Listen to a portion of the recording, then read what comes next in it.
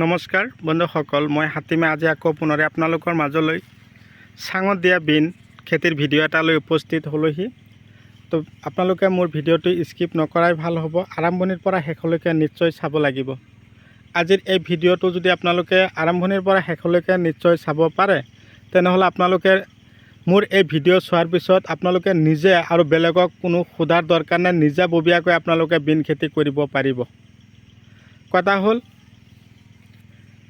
আপোনালোকে বিন খেতি কৰিবৰ কাৰণে কেনেকুৱা ধৰণৰ মাটি নিৰ্বাচন কৰিব। ওখ, এঢলীয়া, পলসুৱা আৰু হিউমাযুক্ত মাটি নিৰ্বাচন কৰি লৈ তাৰপিছত আপোনালোকে বিন খেতি কৰিব।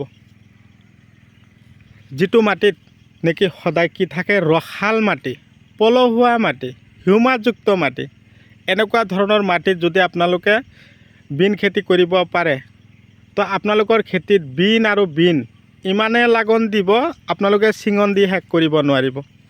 ইয়াত অলৰেডি ধৰক 13 বিঘা মাটিত বিন খেতি কৰা হৈছে, আৰু এইটো এৰিয়া হ'ল খাৰুপেটীয়া এৰিয়া।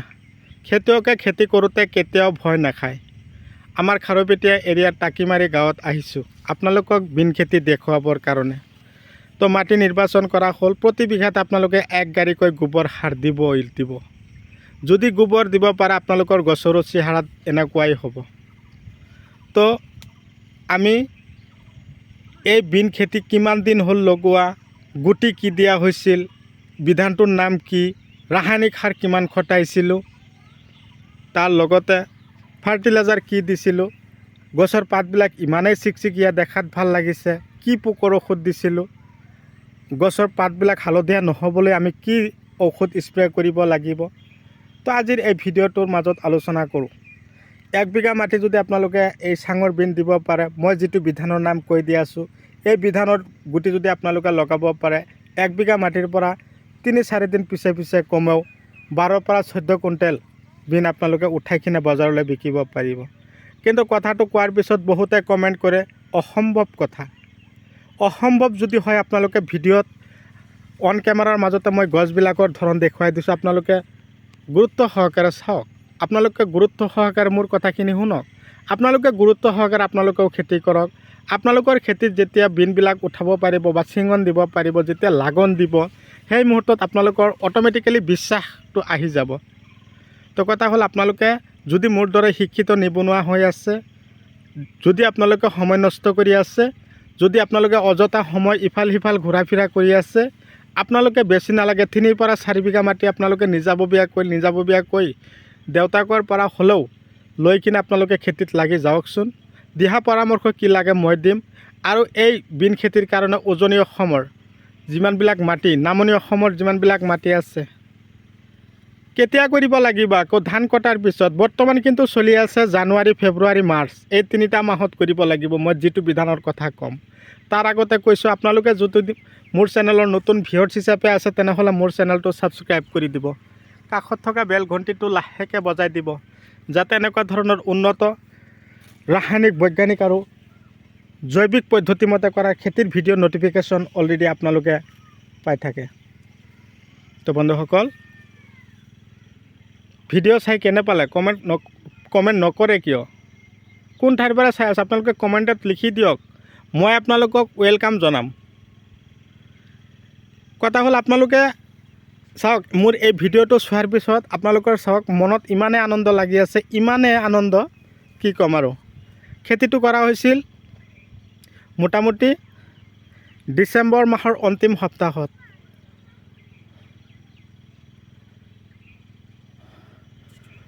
তো অন্তিম সপ্তাহ নহয়, ডিচেম্বৰ মাহৰ 23 তাৰিখত। আজি চাওক গছৰ ধৰণ, বিন গছ, দাংবডিৰ গছবিলাক কিন্তু ডাঙৰ হওঁতে বেছি সময় নালাগে। চাব পাৰিছে।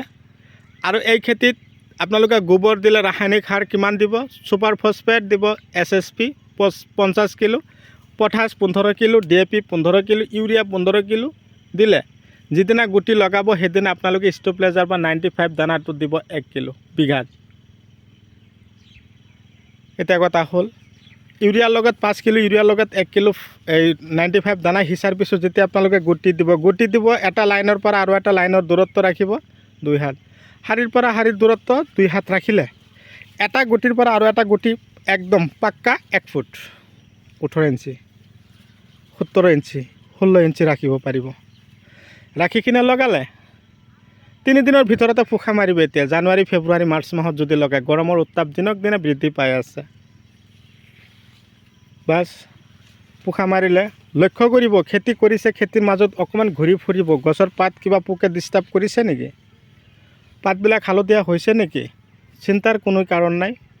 মই হাতীম আপোনালোকৰ লগত আছোঁ 24/7। দিহা পৰামৰ্শ মই কৰিম। কেৱল আপোনালোকে 7002163162 এইটোত দিহা পৰামৰ্শৰ কাৰণে আপোনালোকে ফোন কৰিব, হোৱাটছআপ কৰিব। আজিৰ এই ভিডিঅ'ৰ পিছত আপোনালোকৰ কোনটো খেতিৰ ভিডিঅ' লাগে কমেণ্ট কৰিব। যিমান পাৰে আপোনালোকে মোৰ ভিডিঅ'টো শ্বেয়াৰ কৰিব। কেৱল আপুনি নিজাববীয়াকৈ কৃপণালী নকৰিব, বেলেগকো চোৱাৰ কাৰণে সুবিধা কৰি দিব।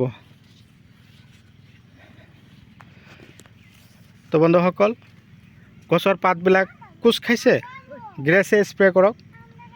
পাতবিলাক পোকে ফুটা কৰিছে, শ্বৰ্ট স্প্ৰে কৰক। পাতবিলাক হালধীয়া হেতা পৰা হৈ আছে, লখন্দে জুডিঅ' পাৱাৰ স্প্ৰে কৰক। তো পাতবিলাক যদি সৰু সৰু পোকবিলাকে কণী দি আছে, ডাষ্টাৰ প্ৰস্পেক্টৰ ডাহাত স্প্ৰে কৰক। আৰু ফলবিলাক যদি ফুটা কৰি আছে, আলিকা পাতগ্ৰাম স্প্ৰে কৰক। নামকেইটা মনত থাকিবনে? যদি নাথাকে মোৰ ভিডিঅ'টো আপোনালোকে অকণমান বেক হৈ আহিব, আহিখিনি আকৌ শুনিব।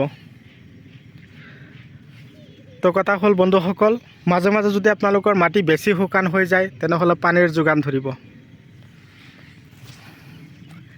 চাওক কিমান ধুনীয়াকৈ ফলন আহি আছে, কেৱল চাব ইচ্ছা যায়। খেতিয়কে বহুত কষ্টৰ মাজেদি খেতি কৰিব লগা হয়। চাওক মাজত এটা আলি, ইফালেও চেম খেতি, ইফালেও চেম খেতি, তাৰমানে এজন খেতিয়কে কৰা। ভিটামিন ৰজতা ছাই পাৱাৰ প্লাছ এইবিলাক দিব। এতিয়া আহিলোঁ মই ফাৰ্টিলাইজাৰ।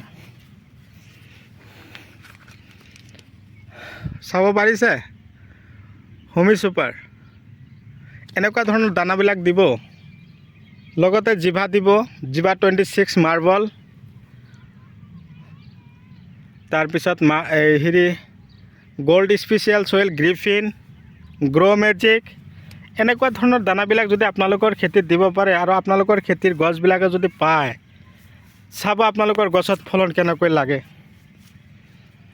তো আপোনালোকৰ যদি দানা ঔষধৰ প্ৰয়োজন হয় মোক যোগাযোগ কৰিব।